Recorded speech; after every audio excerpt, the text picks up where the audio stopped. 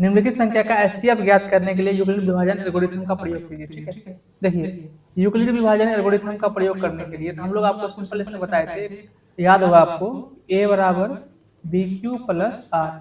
ठीक है, जिसमें a और b दो संख्या होती थी और q जो होता था जितनी बार में हम भाग देते थे वो हमारा q होता था। ठीक है, जैसे यहाँ पे देखिए जब भी आपको एचसीएफ निकालने के लिए देगा तो मिनिमम आपको दो संख्या देगा, मैक्सिमम तीन, आपको तीन या चार जितना दे दे, लेकिन आपके बुक में आपका मिनिमम 2 है और मैक्सिमम 3 है। इसमें पहला सवाल आपको 135 और 225 का ऐसे एचसीएफ निकालने के लिए यूक्लिड विभाजन एल्गोरिथम से कहता है।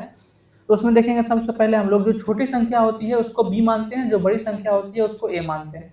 जो आपका देखिए 225 और 135, यही सवाल है ना, 135 और 225, इसमें जो बड़ी संख्या है उसको हमेशा a मानेंगे। तो बड़ी संख्या क्या होगा 225, यहाँ पे क्या लिखेंगे माना a बराबर 225। ठीक है, और छोटी संख्या आपका b है और b छोटी संख्या है तो b बराबर आपका हो जाएगा 135।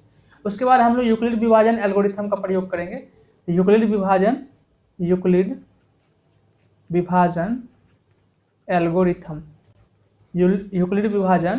एल्गोरिथम का जब हम प्रयोग करेंगे तो इसके अनुसार क्या होता है, यूक्लिड विभाजन एल्गोरिथम का मतलब ये होता है कि हम किसी भी सवाल को स्टेप बाय स्टेप बनाएंगे।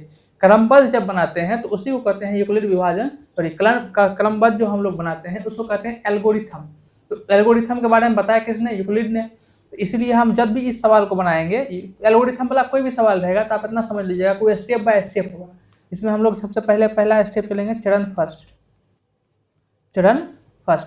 पहला स्टेप में हम लोग क्या करेंगे, बड़ी संख्या में छोटी संख्या से भाग देते हैं कि छोटी संख्या, आप खुद सोचो 225 और 135 है, 225 से 135 में भाग देंगे, 135 से 225 में भाग देंगे। तो आप बोलोगे सर 225 में 135 से भाग दीजिए, मैंने a में b से भाग देने पर।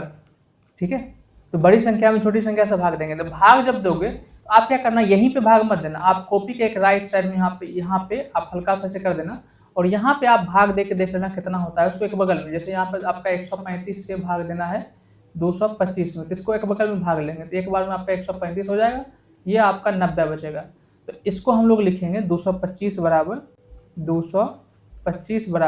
135 से भाग दिए, कितना बार में गुना किए हैं, 1 से उससे गुना किए हैं और शेष कितना बच गया 90। तो इसको ऐसे लिखते हैं। तो यही आपका है a बराबर बी क्यू प्लस आर। कहाँ से, यूक्लिड विभाजन एल्गोरिथम से, a बराबर बी क्यू प्लस आर, जिसमें a आपका 225 है, b आपका 135 है, q होता है जितनी बार में हम भाग देते हैं वो हमारा q होता है, जो शेष आपका है वो r होता है। और यूक्लिड विभाजन एल्गोरिथम में आपको क्या बोले हैं कि स्टेप बाय स्टेप काम होता है और ये स्टेप तब तक चलेगा जब r का मान 0 नहीं निकल जाता। तभी r का मान 0 है। अब यहाँ पे क्या लिखेंगे, यहाँ r बराबर, r का मान कितना है, आप बोलोगे शेष निकला है 90, यहाँ r बराबर 90 है, जो 0 के बराबर नहीं। आपको r चाहिए 0, अभी 0 के बराबर नहीं है। जब 0 के बराबर नहीं आया है तो अब हम लोग लेंगे चरण सेकेंड। पहला चरण का काम खत्म, अब लेंगे हम लोग चरण सेकेंड। चरण सेकेंड में हम लोग क्या करते हैं, जो आपका शेष बचता है 90 शेष बचा, 90 से कितना भाग देंगे, उस समय 135 से भाग दिए थे, किसमें 225 में, 225 से काम खत्म। अब बचा कितना 135, अब 135 में भाग देंगे किसने 90 से, 90 से 135 में भाग देने पर। ठीक है, अब 90 से 135 में भाग देंगे, क्या बोले भाग किधर देना है, भाग एक साइड में कहीं पे दे दीजिए। तो 135 में आप 90 से भाग दीजिए तो एक बार में कटेगा, ये आपका आएगा 90, ये आपका शेष आएगा 45। तो अब यहाँ इसको लिखेंगे कैसे, इसको लिखेंगे जिसमें भाग देते हैं उसको यहाँ लिखते हैं, बाकी जिससे भाग देते हैं वहाँ यहाँ लिख देते हैं। ये आपका हो गया a, ये आपका हो गया b, और गुना कितना से किए हैं आप देखिए, गुना कितना से किए हैं, तो गुना आप 1 से किए हो तो यहाँ पे लिखोगे 1, अब प्लस शेष कितना बचा है तो शेष बोलोगे 45, शेष लिखोगे 45। यही आपका है a बराबर बी क्यू प्लस आर। ए बराबर बी क्यू प्लस आर कहाँ से आया है, ये आया है यूक्लिड विभाजन एल्गोरिथम से। a का मान आपका 135, b का मान आपका 90, q का मान आपका 1, r का मान आपका 45 है। यहाँ भी लिखोगे यहाँ r बराबर 45 और ये 0 के बराबर है तो 0 के बराबर नहीं है। आपको ये स्टेप तब तक करना है जब तक आपका r का मान 0 नहीं आ जाता। ये चरण सेकेंड हो गया। अब इसी को हम लोग नेक्स्ट अगला चरण में जाएंगे, चरण थर्ड, तीसरा स्टेप पर जाएंगे। स्टेप 1, स्टेप 2, स्टेप 3 भी लिख सकते हो, चरण फर्स्ट, चरण सेकेंड, चरण थर्ड, जहाँ तक जाएगा उसको चरण में लिखो या स्टेप में लिख सकते हो। तीसरा स्टेप में क्या होगा कि जितना अब की बार फिर जैसे यहाँ देखिए 90 शेष हो जाता है, 90 से भाग दिए थे, यहाँ शेष कितना बचा है 45, तो 45 से भाग देंगे, 45 से भाग किस में भाग देंगे, तो जिससे भाग देते थे ऊपर वाला में उसमें भाग देंगे। तो यहाँ 90 से भाग देना है, 90 से भाग दिए थे 135 में, तो यहाँ 45 से 90 में भाग देंगे, 90 में भाग देने पर। तो जब आप 45 से इस 90 में भाग दीजिएगा तो कितना बन जाएगा, 2 बार में खत्म हो जाएगा, शेष बचेगा 0। इसको क्या लिखोगे, 90 को लिखोगे 90 बराबर 45 गुना 2 जोड़ 0। अब 0 जो आप ये देख रहे हो ये क्या है, शेष है, a बराबर बी क्यू प्लस आर, ये जो आपका है ये आपका r है। अब यहाँ आपका r जो शेष है उसका मान कितना निकल गया, 0। 0 किसके बराबर, 0 के बराबर लिख सकते हैं 0। अब आपका शेष आ गया r।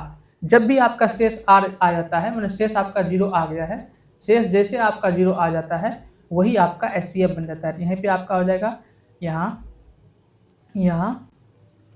r बराबर 0, इसीलिए शेष आपका r हो गया 0। इसीलिए किस संख्या का निकालने के लिए आपको दिया था, आपको दिया था 135 और 225 का, इसीलिए आपका हो जाएगा 135, इसीलिए 135 इधर 135 और 225 का HCF कितना आ जाएगा, लास्ट में कितना बार से कट गया था, 45 से कट गया था, तो यही आपका HCF हुआ, यही आपका आंसर है। ये आपका यूक्लिड विभाजन एल्गोरिथम से HCF निकालने का तरीका है। देखिए इसमें हम लोग करना क्या है, आप लोग ध्यान समझिएगा क्या किए हैं, इसको समझ जाइएगा, आपका लगभग बन जाएगा, ठीक है। देखिए सबसे पहले हम लोग क्या देखेंगे, सबसे पहले हम लोग क्या करेंगे, 2 संख्या आपको दिया हुआ रहेगा, ठीक है, 135 और 225 जैसे यहाँ पे संख्या दिया हुआ है। जो संख्या दिया हुआ रहेगा उसमें सबसे पहले आप क्या करोगे, जो संख्या आपका छोटी संख्या है उसको B मानेंगे, जो बड़ी संख्या है उसको A मानेंगे। जो बड़ी संख्या था दोनों में देखिए 135 225 में बड़ी संख्या आपका A था, इसको A मान लिए, छोटी संख्या आपका B था, इसको B मान लिए। उसके बाद हम लोग यूक्लिड विभाजन एल्गोरिथम का प्रयोग करते हैं। यूक्लिड विभाजन एल्गोरिथम पीछे आपको कंसेप्ट पढ़ा चुके हैं। उसमें क्या होता है कि छोटी संख्या से बड़ी संख्या में भाग देना होता है। छोटी संख्या आपका है B, तो B से भाग देंगे किस में, A में, तो B से A में भाग देने पर जब B से हम A में भाग देंगे तो अब भाग जो दीजिएगा वो एक बगल में कहीं पे ऐसे करके साइड में आप भाग दीजिएगा। ये नहीं कि आप यहीं पे भाग देना स्टार्ट कर दीजिएगा। ये आप बच्चे हो नहीं, आप क्लास 10 में हो, तो क्लास 10 में जब हम लोग हैं थोड़ा सा स्टैंडर्ड लिखेंगे। ये 225 को हम लोग लिखेंगे 135 गुने 1, क्यों लिखे हैं, क्योंकि 225 में हम 135 से भाग दिए तो ये एक बार में हुआ है, और 135 में शेष कितना बच गया 90। तो जो आपका ये देख रहे हो ये आपका होता है A, माने ये बड़ी संख्या, और ये जो आप देख रहे हो 135 जिसमें हम जिससे भाग दिए हैं वो आपका होता है B, और जितनी बार में भाग दिए हैं ये आपका होता है Q, और जो आपका शेष बचता है वो होता है आपका R। अब यहाँ पे जिस A बराबर हम लोग क्या जानते हैं, A बराबर BQ प्लस R, ये आपका यूक्लिड विभाजन एल्गोरिथम यही है, A बराबर BQ प्लस R। A का मान कितना है 225, B का मान कितना है 135। देखिए A बराबर 225, B का मान 135, और कितनी बार में गुना किए थे, एक बार में, शेष कितना बचा 90। अब हम लोग A बराबर BQ प्लस R में देखते हैं और शेष कितना बच गया 90। अब हमेशा दिमाग रखना शेष के ऊपर, शेष आपको लास्ट में 0 चाहिए ही चाहिए। तो यहाँ पे देखिए R बराबर कितना निकल गया 90, और ये 0 के बराबर नहीं है। अगर 0 निकल लेता तो वही हम रुक जाते, लेकिन नहीं निकला तो हम लोग R देखेंगे, R बराबर 90 जो 0 के बराबर नहीं है। अब पहला स्टेप का काम खत्म। अब दूसरा स्टेप में फिर हम लोग क्या करते हैं, यहीं पे समझिएगा, यहीं पे समझ जाइएगा, फिर आप समझ जाइएगा पूरा सवाल। पहला वाला में तो AB आपको दिया हुआ है, तो वहाँ से आप छोटी संख्या से बड़ी संख्या भाग दोगे तो पहला स्टेप कंप्लीट कर लोगे। दूसरा में आपको दिक्कत होगा किससे भाग दें हम, तो जो शेष बचता है उससे भाग देते हैं। तो शेष कितना बचा था 90, 90 से भाग देंगे। 90 से किस में भाग देंगे, जो छोटी संख्या था। अब ये देखिए बड़ी संख्या था और B छोटी संख्या था, तो भाग किस शेष से किस में भाग देंगे, छोटी संख्या में। क्यों, क्योंकि ये उस समय भाग देने का काम कर रहा था, अब की बार इसमें भाग लगेगा। तो उस समय छोटी संख्या 135 था, तो शेष से छोटी संख्या 135 में भाग देने पर फिर वही स्टेप, 90 से आप 135 में भाग दीजिए, एक बार में आ जाएगा, शेष बचेगा 45। फिर वही बात A बराबर BQ प्लस R, ये क्या हो गया आपकी बार बड़ी संख्या 90, आपके 90 और 135 में बड़ी संख्या कितना हो गया 135, B आपका छोटी संख्या हो गया 90, गुना किए हैं कितना से 1 से, शेष बच गया 45। अब यहाँ पे फिर देखेंगे R जो आपका शेष है वो 45 है, वो 0 के बराबर नहीं है, 0 नहीं है, इसका मतलब एक स्टेप और जाएगा। एक स्टेप जब और हम लोग गए तो 45 से अब कितना 90 में भाग दिए हैं, 45 से 90 में भाग देने पर, 45 से जब 90 भाग दिए हैं तो शेष आपका कितना बचा, देखिए 45 से आप 90 में भाग दिए हैं तो शेष कितना बच गया 0। तो 45 बराबर 90 बराबर 45 गुना 2 प्लस 0। ए का मान आपका 90 है, बी का मान 45, क्यू का मान 2, आर का मान आपका 0 निकल गया। अब आर का मान जब आपका 0 हो गया है तो आपको यहीं पे रुक जाना है। आपको क्या बोले हैं, जैसे आपका आर का मान 0 आ गया वहीं पे आपको रुक जाना है। अब यहाँ आर का मान 0 आ गया है, अब स्टेप आगे नहीं बढ़ेगा। अब यहाँ पे देखेंगे हमको एचसीएफ निकालने के लिए किसका बोला था, एचसीएफ निकालने के लिए हमको 135 और 225 का बोला था, और इसका एचसीएफ हमको निकल गया 0। जैसे आर का मान 0 निकल गया समझिए आपका एचसीएफ निकल गया। और जो 135 और 225 का एचसीएफ होगा वो होगा जिस संख्या से भाग देने पर लास्ट में 0 निकला था वही हमारा एचसीएफ है। भाग किससे दिए थे, 45 से दिए थे, 0 आ गया था, तो यही 45 आपका एचसीएफ है। इसको हम लोग देखेंगे सेम टू सेम पहला वाला सवाल है उसी के हिसाब से हम लोग बनाएंगे। यहाँ पे देखिए आपको दो संख्या दिख रहा है, ये आपका 196 है और 38 220 है। इसको भी हम यूक्लिड विभाजन एल्गोरिथम से ही बनाएंगे। एक सवाल 1.1 में आपका पहला में 3 सवाल है, जिसमें पहला सवाल आपको बता चुके हैं, ये आपका दूसरा सवाल है। इसको भी सेम उसी प्रकार से बनाएंगे। इसमें आपको दो संख्या दिख रहा है, जो छोटी संख्या उसको बी मानेंगे, जो बड़ी संख्या उसको ए मानेंगे। तो यहाँ बड़ी संख्या क्या दिख रहा है आपको, 38 220, तो माना ए बराबर 38 220, और जो आपका बी होगा और बी जो आपका होगा वो आपका हो जाएगा 196। सेम वही बात, कौन विधि लगाएंगे, यूक्लिड विभाजन एल्गोरिथम। यूक्लिड विभाजन एल्गोरिथम, तो यूक्लिड विभाजन एल्गोरिथम के अनुसार क्या करते हैं हम लोग, छोटी संख्या से बड़ी संख्या में भाग देते हैं। छोटी संख्या क्या है, बी से ए में भाग देने पर, तो बी से जब हम ए में भाग देंगे तो हमारा क्या आएगा 38 220 आपका है। भाग क्या बोले थे कि बगल में देना है, यहाँ पे दे दीजिए। सबसे पहले इसको देख लेते हैं, एक बार में आएगा 1 9 6, 12 में से 6 आएगा 6, 17 में से 9 आएगा 8, 3 में से यहाँ पे 1 चला गया 2, 2 में से 1 आएगा 1, यहाँ आएगा 2, तो ये आपका 1910 बार में आएगा 1960। 1960 से ये कम है, इसका मतलब इसको 9 से ट्राई कीजिए, ठीक है। यहाँ पे 1 था, 9 से ट्राई कीजिए, 9 से ट्राई कीजिएगा तो आपका 9 6 के 54, ये 4 आ जाएगा, शेष 5 बचेगा, 9 9 81 5 86 का 6 बचेगा, बाकी आपका 8 बचेगा, 9 8 ये आपका 17 आ जाएगा, 17। जब इसको घटाइएगा तो 12 में से 8 आपका 4 आएगा, 15 में से 6 9 आपका 9 आएगा, 7 में से 7 आपका 0 हो गया, ये आपका 0 हो गया, ठीक है। ये आपको बचेगा 0, ठीक है। अब देखिए 1960 आपका हो जाता है 10 बार में, उसका आधा करेंगे तो आपका लगभग 800 900 के आसपास आएगा। ये आपका 5 से भाग आपका आ जाएगा, 6 बचे आपका 30, ठीक है। 19 बचे 95, 3 98। अच्छा ये तो पूरी कट ही गया क्या, पूरा ही कट ही गया, ठीक है।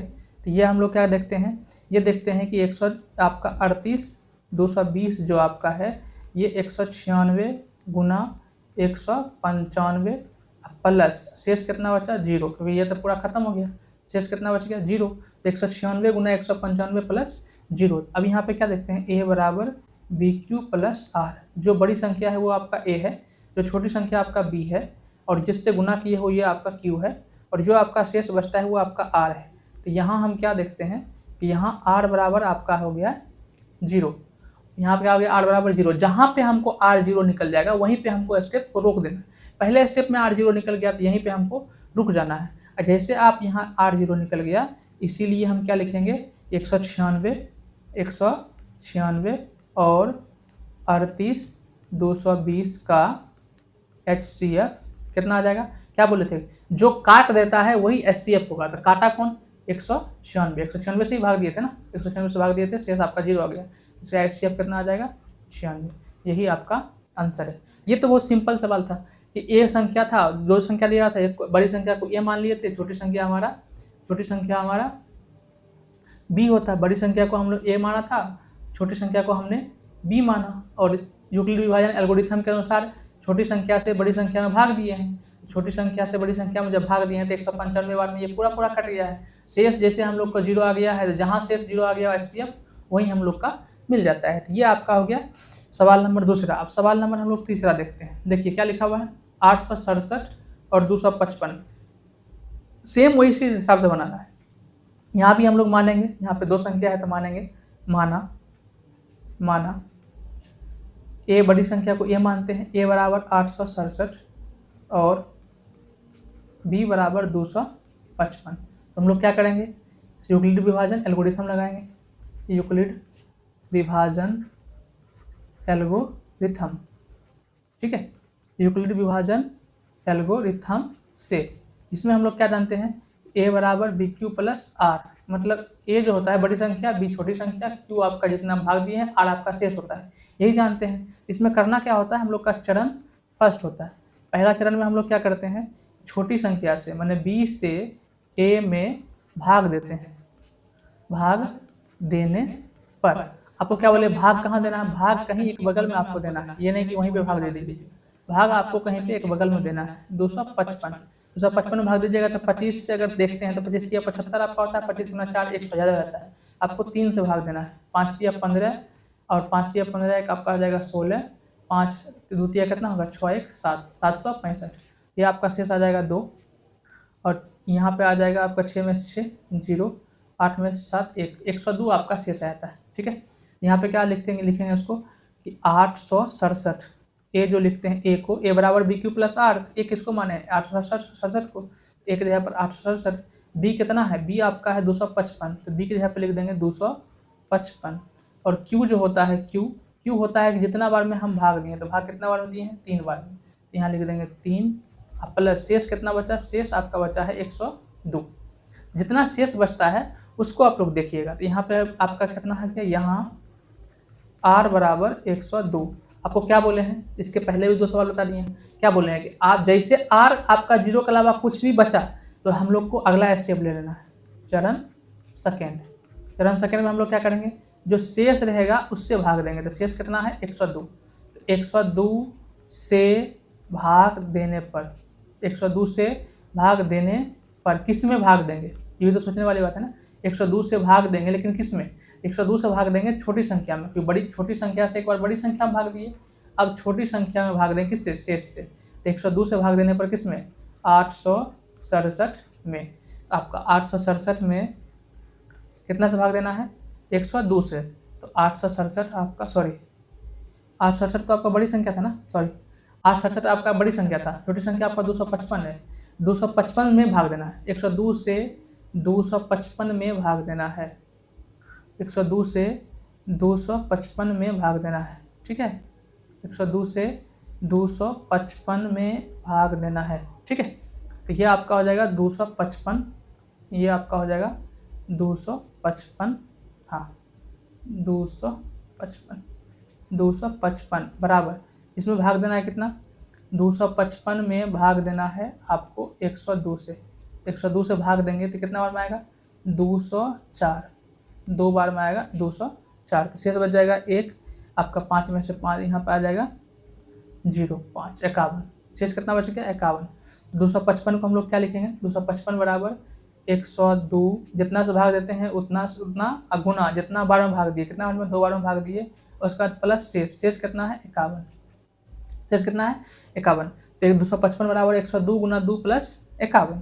अब यहाँ पे हम लोग क्या लिखते हैं, a बराबर बी क्यू प्लस आर, ए क्या हो गया 255, बी आपका जितना से भाग दिए थे 102 से भाग दिए थे, जितना बार में भाग दिए थे क्यू हो गया, और जो शेष बचा वो आपका हो गया 51, जो शेष बचा वो आपका हो गया 51। ठीक है, अब देखिए थोड़ा सा यहाँ पे, अब क्या करेंगे, शेष देखेंगे, शेष कितना है, शेष 0 है, तो आप बोलोगे शेष सर 0 नहीं है, शेष कितना है, शेष बोलोगे आप है 51। जैसे शेष निकल गया, इसका मतलब है कि हमको अगला स्टेप और लेना है, अगला स्टेप और लेना। अगला स्टेप में क्या करेंगे, चरण थर्ड, चरण 2 तो हो गया, अब लिखेंगे चरण थर्ड। चरण थर्ड में हम लोग क्या देखेंगे, चरण थर्ड में हम लोग देखते हैं चरण थर्ड, इसमें क्या होगा, जो शेष बचता है, तो शेष कितना बचा है 51, शेष से माने 51 से भाग देंगे किसमें, अब की बार उसमें 102 से भाग दे रहे थे, अब की बार 102 में भाग देंगे, 51 से 102 में भाग देने पर। ठीक है, आपका 51 हो गया, 51 से 102 में भाग देने पर, 51 से 102 में भाग दीजिएगा, भाग क्या बोले हैं, कहीं एक बगल में भाग दे दीजिए, यहाँ हम एक बगल में भाग देते हैं, 102 में 51 से भाग देंगे तो ये 2 बार में 102 आपका कट जाएगा। ठीक है, तो यहाँ पे लिख देंगे 102 बराबर 51 गुने 2 जोड़ 0। ठीक है, a बराबर बी क्यू प्लस आर, यहाँ हम क्या देखते हैं, यहाँ r बराबर आपका है, r बराबर आपका है 0, शेष आपका है 0, यहाँ r बराबर 0। जैसे आपको r 0 मिल गया वहीं पे हमको रुक जाना है, क्योंकि एचसीएफ आपको वहीं मिलेगा। यहाँ r बराबर 0, इसीलिए इसीलिए 867 और 255 का HCF कितना निकल जाएगा, कितना बार में काटे हैं, 51 से पूरा पूरा कट गया, जितना से कटता है वही आपका HCF होता है। तो इसीलिए 867 और 255 का HCF आपका हो गया 51। तो ये 3 सवाल आपका था। ये तीनों सवाल में अगर आपको दिक्कत है तो नीचे कमेंट कर दीजिएगा। अगला सवाल जो हम बताएंगे, अगला क्लास लेंगे तो कमेंट के हिसाब से देख लेंगे, और कहीं दिक्कत होगा तो उसको क्लियर करके फिर ही आगे बढ़ेंगे। मेन रूप से आपको यही देखना होता है कि आपको 2 सवाल दिया हुआ रहेगा, जिसमें छोटी संख्या होगा उसको B मानना है, बड़ी संख्या को A मानना है, फिर उसके बाद भाग वाला प्रोसेस आगे करते रहना है, वहाँ से आपका सवाल बन जाएगा। ठीक है, चलिए एक सवाल यहाँ से पूछता है एग्जाम में, उसको देखिएगा। अब ये देखिए, ये सवाल जो आप देख रहे हो, दर्शाइए कोई धनात्मक विषम पूर्णांक 6q+1, 6q+3 और 6q+5 के रूप का होता है। ठीक है, ये बहुत आसान सवाल है, लेकिन समझने का फेर है। अगर समझ जाओगे तो ये सवाल से आसान कोई सवाल होगा ही नहीं। ठीक है, आप ये बताओ, यूक्लिड विभाजन एल्गोरिथम में हम लोग क्या जानते हैं, A बराबर BQ+R, यही जानते हैं। A क्या होता है, बड़ी संख्या होता है। B क्या होता है, जिससे हम भाग देते हैं। Q क्या होता है, जितनी बार हम भाग देते हैं। R क्या होता है, शेष। अब दूसरा वीडियो में आपको कॉन्सेप्ट वाला हम बताए थे कि जो शेष होता है, जो R होता है, वो 0 के बराबर हो सकता है। R जो होगा 0 हो सकता है, शेष 0 निकलता है। 4 में अगर हम 2 से भाग देंगे, शेष आपका 4 में 2 से भाग देंगे तो शेष आपका 0 आ सकता है। अब बताइए, क्या हम अगर 5 से किसी संख्या में भाग देंगे तो क्या शेष 6 आ सकता है? सोच के बताइए कि 5 से किसी संख्या में भाग देंगे, क्या शेष 6 आ सकता है? नहीं आ सकता है। अब पिछले क्लास में आपको बताए थे कि शेष जब भी होता है जिस संख्या से भाग देते हैं उससे हमेशा छोटा होता है। तो शेष अगर 5 से भाग दे रहे हैं तो शेष हमेशा 5 से छोटा ही होगा, 5 से बड़ा शेष नहीं हो सकता, 5 के बराबर भी शेष नहीं हो सकता। अगर मान लीजिए 5 से भाग दे रहे हैं, शेष भी 5 से बच गया, तो ऐसा हो ही नहीं सकता। 5 से भाग देंगे तो शेष 5 से हमेशा छोटा ही बचेगा। कहाँ तक बचेगा? 0 तक, क्योंकि शेष 0 हो सकता है, ऋणात्मक नहीं, क्योंकि आपको सवाल में पहले दे दिया धनात्मक विषम पूर्णांक। तो सवाल में पहले धनात्मक की बात कर रहा है, तो ऋणात्मक आपको यहाँ पे नहीं लेना है। अब यहाँ पे सबसे बड़ी बात क्या होता है कि आपको 2 स्टेप सिर्फ ध्यान रखना होता है। 2 स्टेप, अगर 2 स्टेप ध्यान रखिएगा आप ये सवाल आसानी से बना सकते हो। अब यहाँ देख रहे हो, यहाँ पे 6q+1 आप यहाँ देख रहे हो। इस सवाल जैसे आप कोई भी सवाल इस टाइप का बनाने के लिए रहेगा तो सबसे पहले आप लिखोगे माना A कोई धनात्मक पूर्णांक है, A कोई धनात्मक पूर्णांक है। ठीक है, और यूक्लिड विभाजन एल्गोरिथम से हम लोग जानते हैं कि A बराबर BQ+R। ठीक है, A बराबर BQ+R। अब देखिए Q के बगल में जो आपका होता है वो आपका B होता है। सवाल में देखिए Q के बगल में आपको कुछ लिखा होगा, जहां भी होगा Q के बगल में सेम ही लिखा होगा। Q के बगल में कितना लिखा हुआ है? 6। इसका मतलब A कोई धनात्मक पूर्णांक आपको मिल गया है। उसके बाद हम लोग B मानेंगे, B कितना होगा? 6। ठीक है, B 6 कहाँ से आया? क्योंकि Q के बगल में आपका क्या लिखा हुआ है? B, और जो B Q के बगल में होता है वही आपका क्या होता है? B होता है। कहाँ से? यूक्लिड विभाजन एल्गोरिथम से। A कोई धनात्मक पूर्णांक है, B बराबर आपका निकल गया 6। ठीक है, और आपका R कितना होगा? देखिए यहीं पे आप समझिएगा, B मतलब क्या होता है? B होता है भाग देने वाला, A क्या होता है? जिसमें भाग दिया जाता है। ठीक है, तो A में भाग दिया जाता है, B से भाग दिया जाता है। तो भाग किससे दे रहे हैं? B से। और B का मान कितना दिया हुआ है? देखिए सवाल में B का मान कितना दिया है? तो आप बोलोगे सर B का मान दिया हुआ है 6। B का मान कितना दिया हुआ है? 6। तो B का मान जब आपको 6 दिया हुआ है, इसका मतलब R जो होगा कितना होगा? 6 से कम होगा कि 6 से अधिक होगा? आप बोलोगे कि जिससे भाग देते हैं शेष हमेशा उससे कम ही होता है। शेष कितना होगा? 0 हो सकता है, माइनस नहीं होता है। 0 हो सकता है, बिल्कुल हो सकता है। 1 हो सकता है, बिल्कुल हो सकता है। 2 हो सकता है, 3 हो सकता है, 4 हो सकता है, 5 हो सकता है, लेकिन शेष 6 नहीं हो सकता है। जितना से हम भाग देते हैं शेष हमेशा उससे कम ही होता है। तो शेष हम भाग दे रहे हैं 6 से, तो इसका मतलब शेष जो होगा वो 6 से कम तक होगा। तो 0, 1, 2, 3, 4, 5 तक। सपोज कीजिए आपको बोल रहे हैं कि भाग देते हैं 2 से, तो शेष कितना हो सकता है? तो 0 से स्टार्ट करेंगे, इससे 1 कम तक ले लेंगे, 0 और 1। अगर बोल रहे हैं कि शेष 4 से भाग दे रहे हैं तो शेष कितना हो सकता है? 4 से भाग दे रहे हैं तो शेष हो सकता है 0, 1, 2 और 3। शेष कभी भी 4 से भाग देंगे तो 4 नहीं हो सकता है। जितना से भाग देंगे उससे 1 कम तक ही शेष रह सकता है। कहाँ से? 0 से। इसीलिए इसमें आपको बताए थे जो R होता है वो 0 के बराबर या उससे छोटा होता है। मैंने R जो होता है 0 के बराबर या उससे बड़ा होता है। R का मान 0 के बराबर भी हो सकता है, उससे बड़ा भी हो सकता है, लेकिन R का मान जो है, R का मान B से छोटा होता है, B से छोटा होता है। ये आपको बताई थी, एग्जाम में भी पूछता है, इसलिए इसको ध्यान रखिएगा, ठीक है।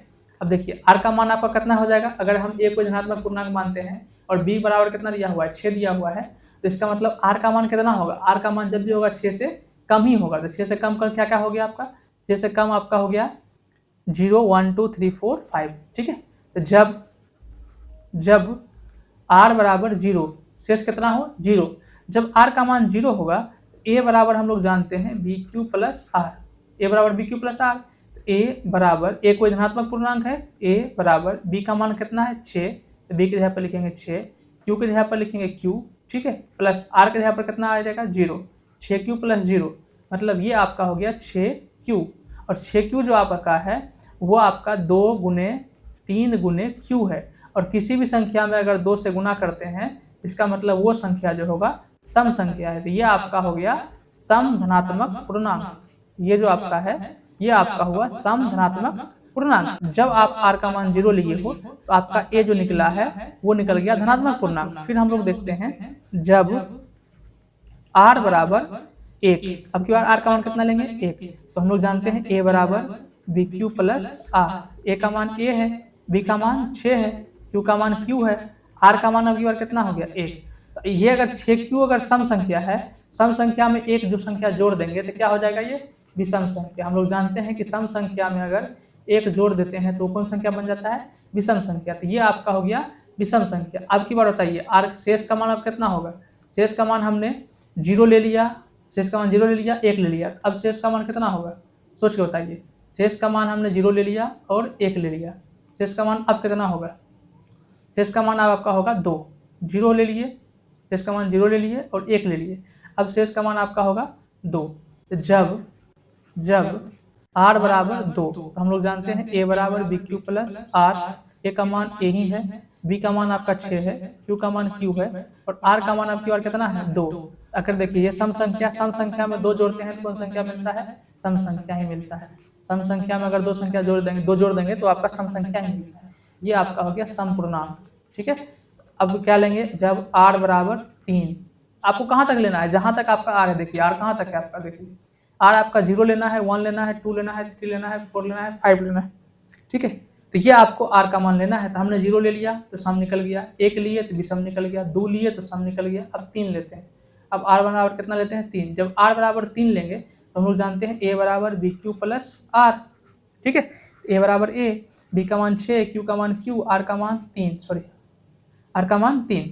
अब देखिए 2 था तो सम पूर्णांक, 2 के बाद उसमें 3 जोड़ देंगे तो क्या होगा, देखिए 1 जोड़े तो आपका हो गया विषम, 2 जोड़े तो सम, फिर 3 जोड़े तो यह आपका क्या निकल जाएगा आपका विषम, क्योंकि किसी भी सम संख्या में 3 जोड़िए वो आपका निकलेगा विषम। ये आपका होगा विषम धनात्मक पूर्णांक। जैसे आपको बोलते हैं 4 सम संख्या, उसमें 3 जोड़िए तो आपको विषम संख्या मिलेगा। किसी भी सम संख्या में 3 जोड़िएगा वो आपका विषम संख्या निकलेगा, ठीक है। जब r बराबर अब की बार लेंगे 4, तो ये बराबर बी क्यू प्लस आर, ए बराबर 6q प्लस बी, आर का मान कितना आ जाएगा 4, क्योंकि आर का मान कितना लिए हैं 4। तो ये देखिए जब किसी सम संख्या में 6q तो सम संख्या आपको निकाल दिए हैं, उसमें 4 जोड़ेंगे तो कौन संख्या निकलेगा, सम संख्या। तो ये आपका आएगा सम पूर्णांक, क्या आएगा सम पूर्णांक। फिर क्या करेंगे, जब r बराबर 5, ए बराबर बी क्यू प्लस आर, ए का मान a, b का मान आपका 6, q का मान q, r का मान 5, जब सम संख्या में 5 जोड़ेंगे तो कौन संख्या निकलेगा, तो ये आपका होगा विषम धनात्मक पूर्णांक।